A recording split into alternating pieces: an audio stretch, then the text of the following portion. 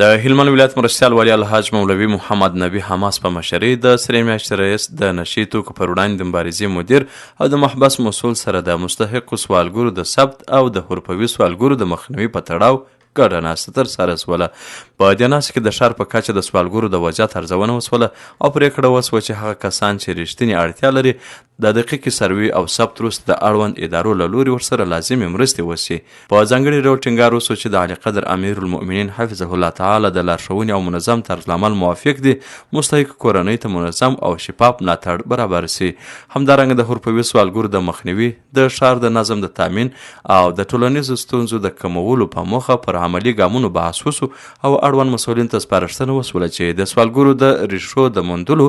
د نشي توکو د استعمال کوونکو د درملنې او د بې سرپرسته کسانو د تنظیم لپاره ګډې همغږۍ پیاوړې کړي. د ناستې په پای کې پرېکړه وسوله چې ګډه کمیټه به د سروې او ثبت چارې پر مخ وړي تر څو له یوې خوا مستحق کسان له مرستو برخمن سي او له بلې خوا د حرفوي سوالګرو مخه ونیول سي.